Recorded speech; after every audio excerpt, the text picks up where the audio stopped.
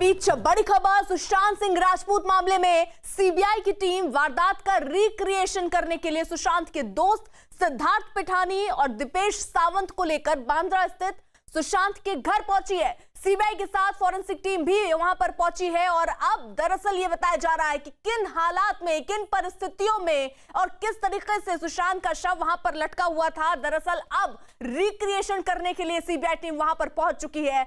सुशांत के दोस्त सिद्धार्थ पिठानी उनके साथ है, दीपेश सावंत उनके साथ है और सिद्धार्थ पिठानी वही शख्स जिसने पहले चाबी वाले को बुलाया, दरवाजा तोड़ा और उसके बाद सबसे पहले अंदर दाखिल होने वाले, कमरे के अंदर दाखिल होने वाला शख्स सिद्धार्थ पिठानी ही है। इसीलिए सिद्धार्थ पिठानी और दीपेश सावंत को लेकर सीबीआई की टीम सुशांत के बांद्रा स्थित घर पर पहुंची है। सुशांत सिंह राजपूत मामले में मौत की जांच कर रहे सीबीआई आप साफ तौर पे देख सकते हैं कि सुशांत के घर पहुंच चुकी है और अब यहां पर बताया जा रहा है कि दीपेश सावंत जो सुशांत के साथ रहते थे उसको साथ लेके आई है और सीबीआई की टीम अब मौके पर पहुंच चुकी है। मैं आपको दिखा रहा हूं, दूसरी गाड़ी में भी सीबीआई की टीम पहुंची है और बाकायदा इसमें दीपेश है। सर रिक्रिएशन का क्या? हेलो, देखिए सीबीआई की टीम है वो पहुंची। मैं आपको सुशांत का घर दिखाना चाहूंगा। ये देखिए यहाँ पे घर है और इसी घर के अंदर सीबीआई की टीम जाएगी और रिक्रिएशन की जो बात बार बार कही जा रही थी कि सीबीआई की टीम रिक्रिएट करने यहाँ पर पहुंचेगी, उसके तहत सीबीआई की टीम अब यहाँ पर पहुंच चुकी है। साथ में आप देख सकते हैं जो अधिकारी हैं, सीबीआई टीम के जो अधिकारी है वो भी मौके पर हैं और साथ ही साथ दीपेश जो सुशांत के साथ रहता था वो भी यहाँ पर पहुंचा हुआ है। तो जिसको लेके इंतजार किया था, मैं आपको तस्वीर दिखाऊंगा जो टीम को लीड कर रही है वो उनको नूपुर प्रसाद भी यहाँ पे पहुंची हुई है और जो सीबीआई टीम को जो लीड कर रही है ये महिला अधिकारी जो पूरे मामले को जांच कर रही है और हो सकता है कि इस पूरे मामले में जो रिक्रिएशन है कि सुशांत की जो बॉडी किस हालात में मिली थी, किस तरीके से उसने सुसाइड किया था, उसका रिक्रिएशन यहाँ पे होने वाला है। उधर गलवान में बुरी तरह मात खाने के बाद भारत से भिड़ने के लिए चीन अब नए सिरे से तैयारी में जुटा है। खबर है कि चीन ने एलएसी के इलाके में 20 खूंखार मार्शल आर्ट फाइटर तिब्बत भेजे हैं जो चीनी सेना के जवानों को ट्रेनिंग देने का काम करेंगे। ये मार्शल आर्ट ट्रेनर पहाड़ों पर फुर्ती के साथ चढ़ना जानते हैं। इसके अलावा ये बिना हथियारों के लड़ाई में माहिर माने जाते हैं। बताया जा रहा है कि चीन गलवान घाटी जैसी भिड़ंत के लिए खुद को तैयार कर रहा है।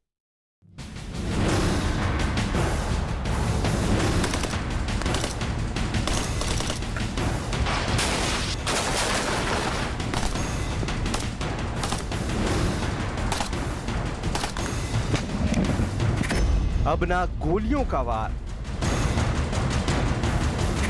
अब ना गोलों की बौछार, एलएसी पर नई जंग की तैयारी। अब होगा मार्शल आर्ट का वार।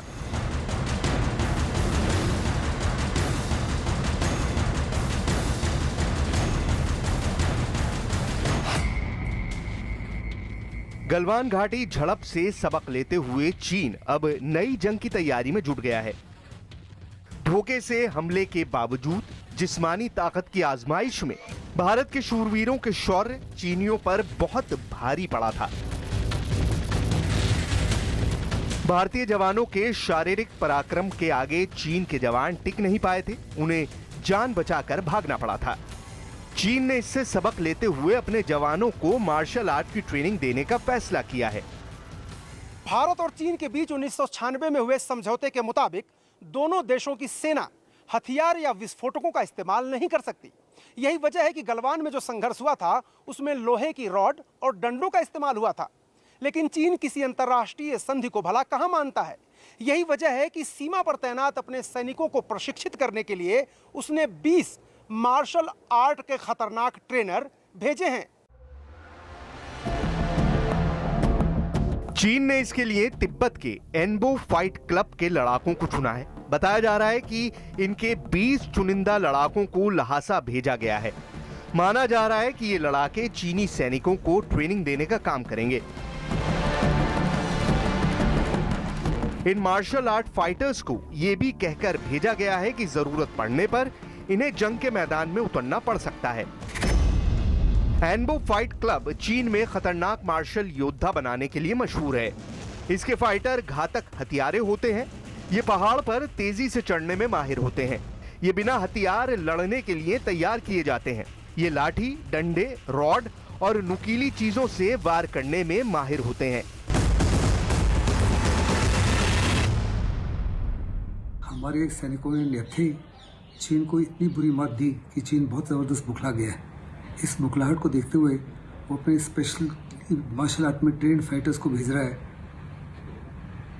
वो जितने मर्जी खतरनाक हो, हिंदुस्तान की फौज और हिंदुस्तान के सैनिकों के सामने नहीं टिक पाएंगे। तिब्बत के एनबो फाइट क्लब का असल काम अंतर्राष्ट्रीय खेल प्रतियोगिताओं के लिए अच्छे मार्शल आर्ट खिलाड़ी तैयार करना है, लेकिन पर्दे के पीछे चीन इनका इस्तेमाल अपनी सेना के लिए करती रही है। अब बताया यही जा रहा है कि चीन की पीपल्स लिबरेशन आर्मी की अगुवाई में चुने हुए लड़ाकों को तिब्बत की राजधानी लहासा भेजा गया है और ये सब काम दबे छुपे किया गया। चीन की सेना ने 20 खूंखार मार्शल आर्ट योद्धाओं को लहासा भेजा है। ये सभी 20 लड़ाके लहासा के स्थानीय फाइट क्लब में भर्ती हुए हैं। माना जा रहा है कि ये ट्रेनर चीनी सैनिकों को मार्शल आर्ट की ट्रेनिंग देंगे। कहने का मतलब ये कि चीन के सैनिकों को बिना हथियार लड़ने के लिए तैयार किया जाएगा। हमारी फौज को ट्रेन करने में कई साल लग जाते हैं और जितने भी हमारे योद्धा हैं उनको कई सालों का तजुर्बा है अनाम ट्रेनिंग में, अनाम कॉम्बैट में, क्योंकि हर दिन वो पाकिस्तान के साथ लड़ाई होती रहती है, वैली में घुसपैठियों के साथ लड़ाई होती रहती है। ऐसे में चीन तमाम ट्रेनिंग के बावजूद भी हिंदुस्तान का किसी प्रकार से मुकाबला नहीं कर पाएगा। 1996 और 2005 के समझौतों के मुताबिक LAC पर दोनों पक्ष एक दूसरे पर गोली नहीं चला सकते।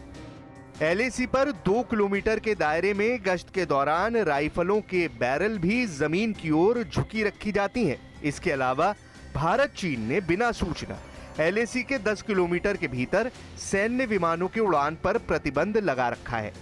जहां हथियार काम नहीं आते वहां शारीरिक दमखम ही सबसे बड़ी ताकत होती है और चीन के जवान इस मामले में भारतीय जवानों के सामने कहीं टिक नहीं पाते। चीन की इस तैयारी का पर्दाफाश वहां की मीडिया ने भी किया है। चीन सरकार के मुखपत्र CCTV ने अपनी रिपोर्ट में कहा था कि एनबो फाइट क्लब से जुड़े 20 फाइटर तिब्बत की राजधानी लहासा में रहेंगे। पीपल्स डेली की रिपोर्ट के मुताबिक तिब्बत के लड़ाके चीनी सेना को नुकीली चीज या लाठी डंडों से लड़ने की ट्रेनिंग दे रहे हैं। हांगकांग की कई मीडिया ने चीनी मार्शल आर्ट के 20 ट्रेनर को लहासा भेजने की खबर की पुष्टि की है। चीन की फौज की इमेज जो है बहुत बुरी तरीके से गिर गई है और ज़ीपेंग के ऊपर भी सवाल उठ रहे हैं कि उनकी फौज जो है अप्रोप्रिएटली ट्रेन नहीं है। इसको निगाह देखते हुए वो छुप कर अपने फौज को ट्रेन करने की कोशिश कर रहे हैं अनाम कॉम्बैट में। चाल पर चाल चलना चीन की पुरानी फितरत रही है। अब गलवान में मुंह की खाने के बाद चीन के राष्ट्रपति शी जिनपिंग LAC पर नई साजिश रच रहे हैं, लेकिन भारतीय सेना हर वार का कड़ा जवाब देने के लिए तैयार बैठी है।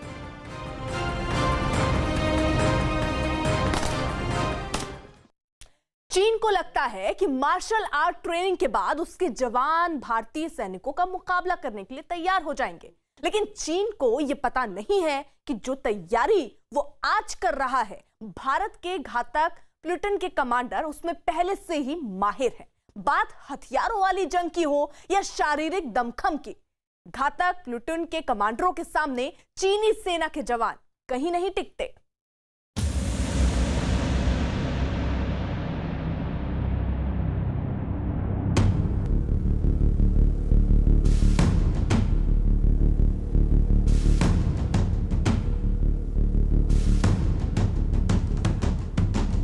जिनके नाम से आतंकी थर्राते हैं, जो पल में दुश्मनों को दहला देते हैं, हथियारों के साथ सबसे खतरनाक, मार्शल आर्ट में भी दुश्मनों से तगड़े, ये भारत की घातक प्लेटून है जो चुपके से दुश्मनों के खेमे में घुसती है, पल में उन्हें परास्त करके दुश्मनों के किले में तबाही मचाकर निकल जाती है और किसी को भनक तक नहीं लगती। इनका वार इतना तगड़ा होता है कि दुश्मन को उठने का मौका तक नहीं मिलता। पहाड़ पर चढ़ना हो या फिर नदी में तैरना, जंगल में दुश्मन को तलाश कर मारना हो या फिर मैदानी लड़ाई में उसे परास्त करना, घातक प्लेटून के कमांडो हर जगह दुश्मनों पर बीज साबित होते हैं। लद्दाख के बड़े बड़े पहाड़ हो या छत्तीसगढ़ के घने जंगल, भौगोलिक स्थिति चाहे जैसी भी हो, भारतीय सेना का घातक प्लाटून दुश्मन को धूल चटाने में माहिर है। ये दुश्मन के इलाके में तूफान बनकर के जाते हैं, बिजली गिराते हैं और फिर आंधी की रफ्तार से वापस आ जाते हैं। बात चाहे हथियारों वाली जंग की हो या बिना हथियारों की, भारतीय सेना दुश्मन को जमींदोज करने का मादा रखती है। घातक प्लेटून के कमांडो स्पेशल ऑपरेशंस के लिए हमेशा तैयार रहते हैं। भारतीय सेना की हर बटालियन में एक घातक प्लेटून होती है। इसमें बटालियन से चुने हुए मजबूत जवानों को रखा जाता है। 2016 की सर्जिकल स्ट्राइक में भी घातक प्लेटून के कमांडो थे। बताया जा रहा है कि गलवान घाटी में सबक लेते हुए चीन की सेना अपने जवानों को मार्शल आर्ट की ट्रेनिंग दे रही है ताकि झड़प में उन्हें फिर से भारतीय सैनिकों के हाथों हार न झेलनी पड़े। लेकिन चीन को यह नहीं पता कि जिस मार्शल आर्ट को वो अभी तक अपने जवानों को सिखा रहे हैं, भारत की घातक प्लेटून के कमांडर इसमें बहुत पहले से माहिर हैं। ये कमांडो जितने हथियारों के साथ तेज हैं, उतने ही अपने शारीरिक दमखम के दम पर घातक भी हैं। ट्रेनिंग के दौरान इन्हें मेहनत की ऐसी भट्टी में तपाया जाता है कि वहां से निकलने के बाद इनका बदन पत्थर की तरह फौलाद हो जाता है। घातक प्लेटून के कमांडो एक दिन में 20 से 22 घंटे की कठोर ट्रेनिंग करते हैं। जवानों को हथेलियों के बल पर चलाया जाता है। सड़क पर या जंगल में 3 से 4 किलोमीटर तक रेंगना पड़ता है। बिना भोजन के जिंदा रहने की ट्रेनिंग दी जाती है। जरूरत पड़ने पर सांप, बिच्छू और कांच भी खा सकते हैं। भारत के जो कमांडोज हैं वो दुनिया में सबसे अहम है और उनमें हर प्रकार की क्षमता है दुश्मन के ऊपर हामी बना। और जिस माफिक गलवान घाटी में उन्होंने अपनी क्षमता दिखाई, दुश्मन की रीढ़ की हड्डी तोड़ दी, उसकी बाजुएं टांगें तोड़ दी, उसकी गर्दन तोड़ दी। ऐसे में वो दुश्मन के ऊपर हर प्रकार से हामी हो जाते हैं। परमवीर चक्र विजेता ग्रेनेडियर योगेंद्र सिंह यादव से चीन की सेना सबक ले सकती है, जिन्होंने कारगिल जंग में टाइगर हिल पर दुश्मनों के दांत खट्टे कर दिए थे। ग्रेनेडियर योगेंद्र भी घातक कमांडो फोर्स के हिस्सा थे।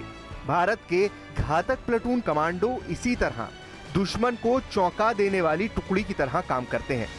अगर चीन एलएसी पर फिर से चालबाजी करता है तो ये कमांडो चीन को भी चौंकाने के लिए तैयार बैठे हैं।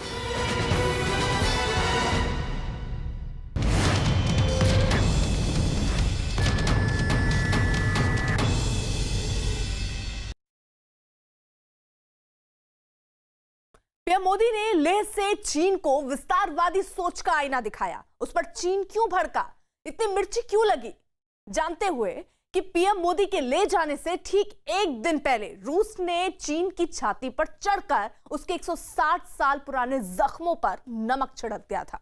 चीन के इस घाव का नाम था व्लादिवोस्तोक। जिस वक्त चीन भारत ही नहीं बल्कि जापान, वियतनाम, ताइवान, फिलीपींस, दक्षिण कोरिया जैसे देशों को युद्ध की धमकी देकर उनकी जमीन हड़पने में जुटा था, उसी दौरान रूस ने व्लादिवोस्तोक को अपने देश का हिस्सा बनाने का जश्न मनाया। जश्न भी चीन की राजधानी बीजिंग में रूस के दूतावास की ओर से मनाया गया।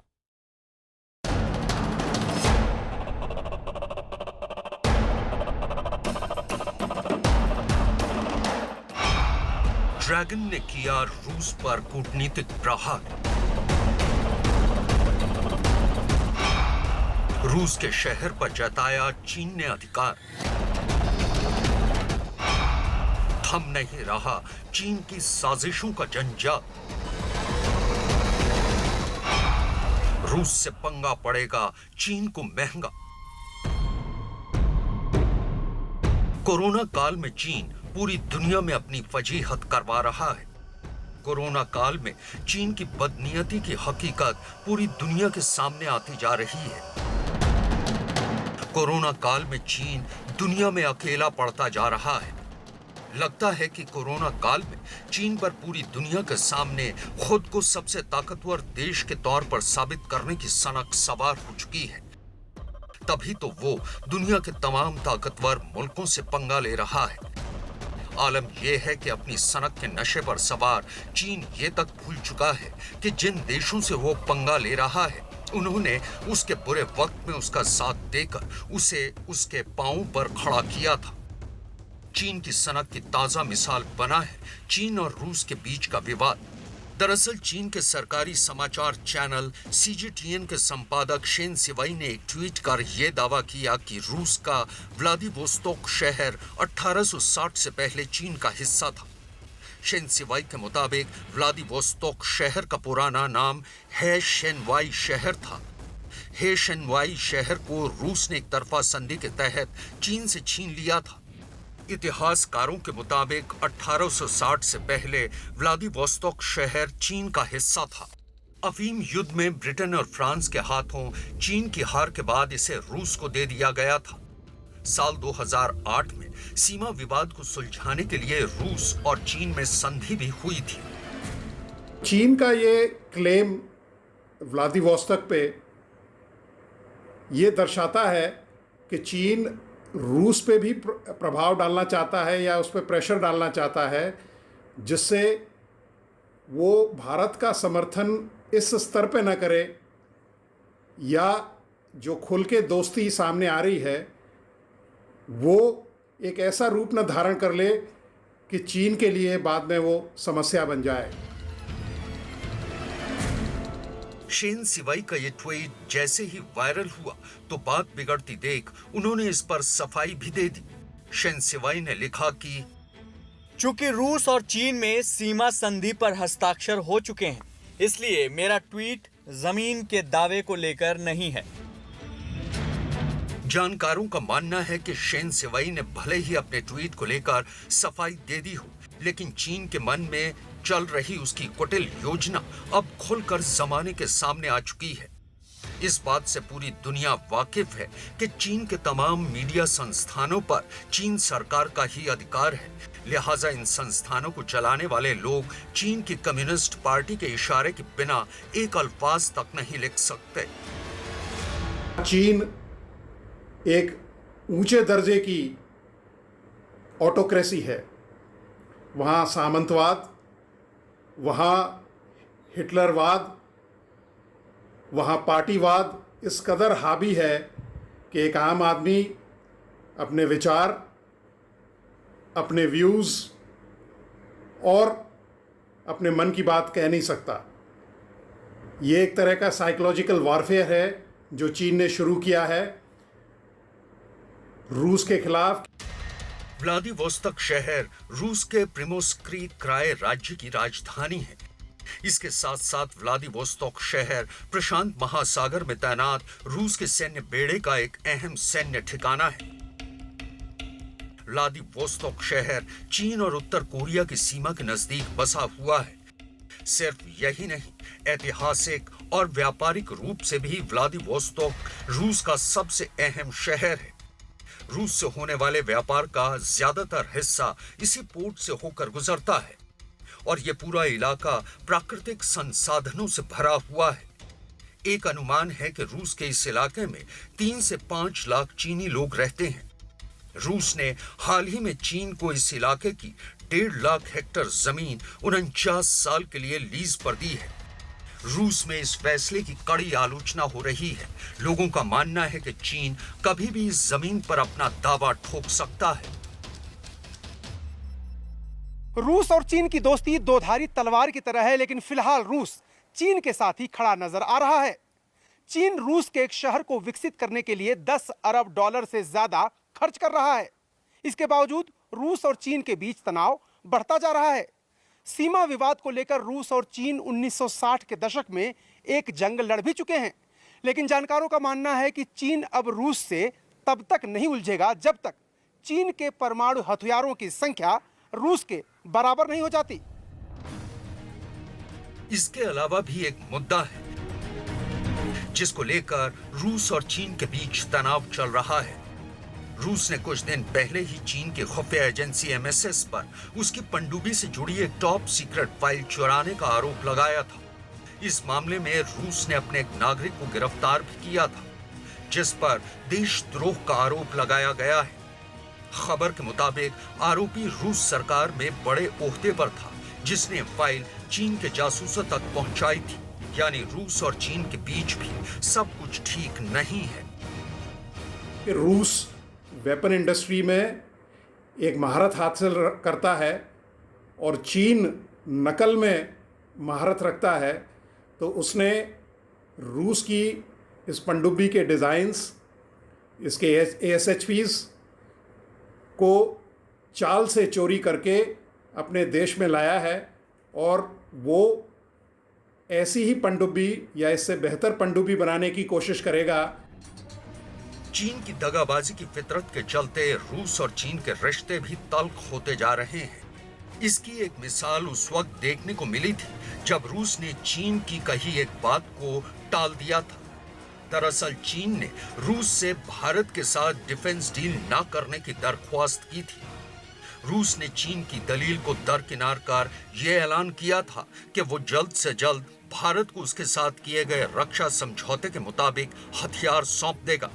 यानी रूस भी नहीं चाहता कि चीन दुनिया के लिए सरदर्द बने। लेकिन अगर चीन ने अपना अड़ियल रवैया और दोस्ती में दगाबाजी बरकरार रखी, तो यकीनन आने वाले वक्त में वो दुनिया में अकेला खड़ा नजर आएगा।